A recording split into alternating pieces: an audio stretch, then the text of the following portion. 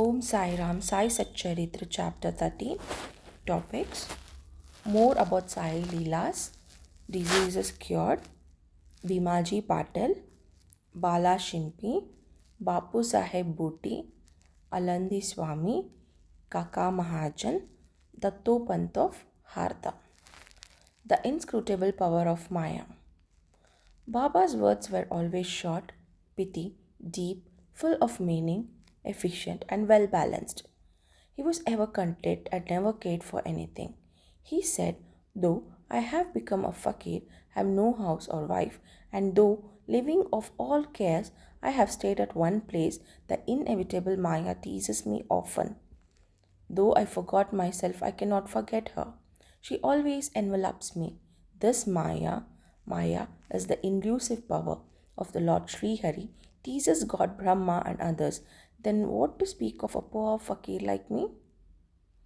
Those who take refuge in the Lord will be freed from her clutches with his grace." In such terms, Baba spoke about the power of Maya. Lord Sri Krishna has said to Uddhava in the Bhagavad that the saints are his living forms. And see what Baba had said for the welfare of his devotees. "Those who are fortunate and whose demerits have vanished, take to my worship. If you always say, 'Sai, Sai, I shall take you over the seven seas,' believe in these words, and you will be certainly benefited.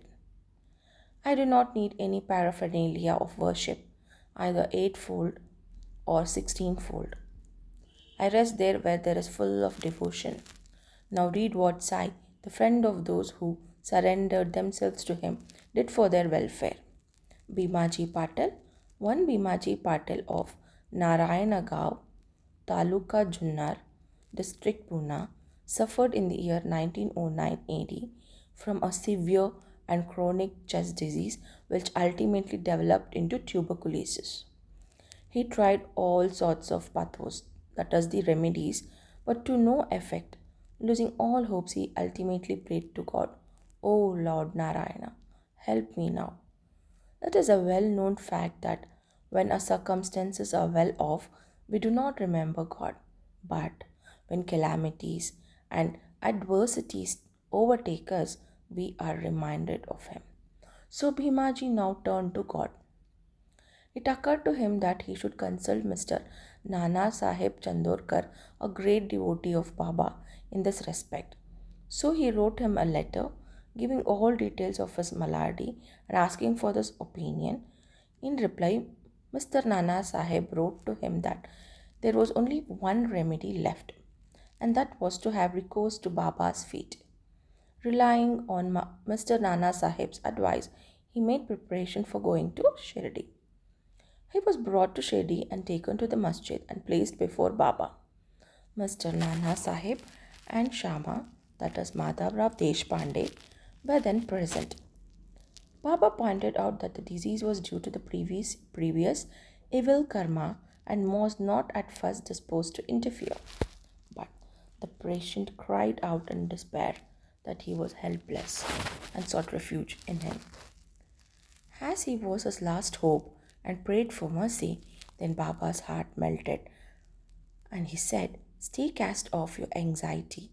Your sufferings have come to an end. However, oppressed and troubled one may be, as soon as he steps into the masjid, he is on the pathway to happiness. The fakir here is very kind. He will cure the disease and protect all the love and kindness." The patient vomited blood every 5 minutes. But there was no vomiting in the presence of Baba. From the time Baba uttered the words of hope and mercy, the malady took a favorable turn. Baba asked him to stay in Bhima Bhai's house, which was not a convenient and healthy place, but Baba's order had to be obeyed. While he was staying there, Baba cured him by two dreams. The first dream, he saw himself as a boy suffering the severe pain of a flogging, which he received for not reciting his Swami poetry lesson before his class master. In the second dream, someone caused him intense pain and torture by rolling a stone and down over his chest. With the pain thus suffered in dream, his cure was complete and he went home. He then often came to Shirdi, gratefully remembering what Baba did for him and prostrated before him. Baba also did not expect anything from devotees, but grateful remembrance, unchanging faith, and devotion. People in the Maharashtra always celebrate Satyanarayan Puja in their homes every fortnight or month. But it was this Bhimaji Patil who started a new Sai Satyavrata Puja instead of Satyanarayana Vrata Puja in his house when he returned to his village. Bala Ganpat Shimpi, another devotee of Baba by name Bala Ganapat Shimpi, suffered much from a malignant type of malaria. He tried all sorts of medicines but it all went in vain. The fever did not abate a jot, and so he ran to Shirdi and fell on Baba's feet. Baba gave him a straight recipe in this case as follows. Give a black dog some morsels of rice mixed with curds in front of the Lakshmi temple. Bala Shimpi did not know how to execute this recipe, but no sooner he went home than he found rice and curds. After mixing them together, he brought the mixture near the Lakshmi temple when he found the black dog waving its tail.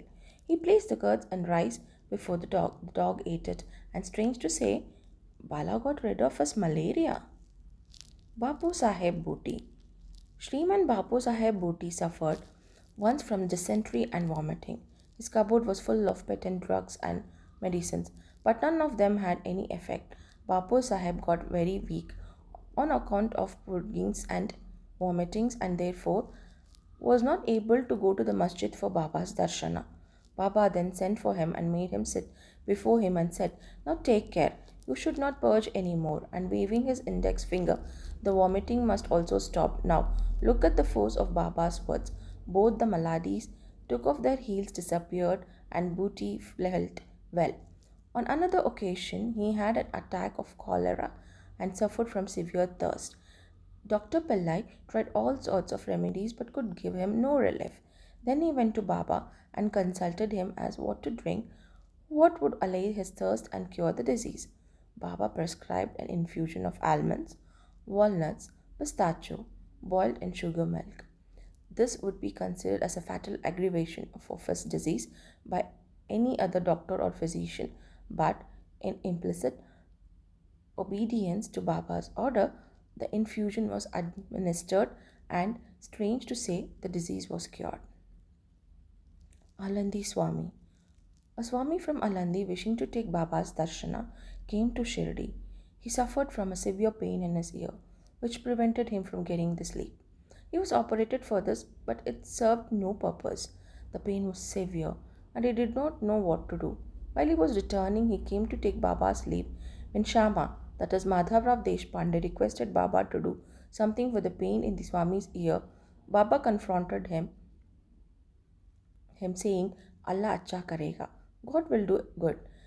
The Swami then returned to Pune and after a week sent a letter to Shirdi stating that the pain in his ears had subsided, though the swelling was there, and in order to get the swelling removed, he went to Baba for operation, but the surgeon, on examining the ear, said that no operation was necessary. Such was the wonderful effect of Baba's words. Kaka Mahajani, another devotee named Kaka Mahajani, suffered once from diarrhea. In order that there should be no break in his service to Baba, Kaka kept a tambia, that is a pot with water, in some corner of the masjid, and whenever there was a call, he would go out. As Sai Baba knew everything, Kaka did not inform him of his disease, thinking that Baba would of his own cure it soon.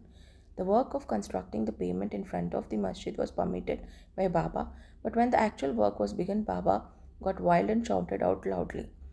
Everybody ran away, and as Kaka was also doing the same, Baba caught hold of him and made him sit there.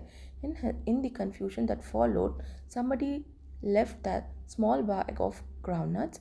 Baba took a handful of groundnuts, rubbed them in his hands, blew away the skin, and gave the clean nuts to Kaka, made him eat them. Scolding and cleaning the nuts and making Kaka eat them went on simultaneously.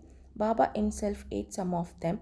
Then when the bag was finished, Baba asked him to fetch water as he felt thirsty. Kaka brought a pitcher of full of water.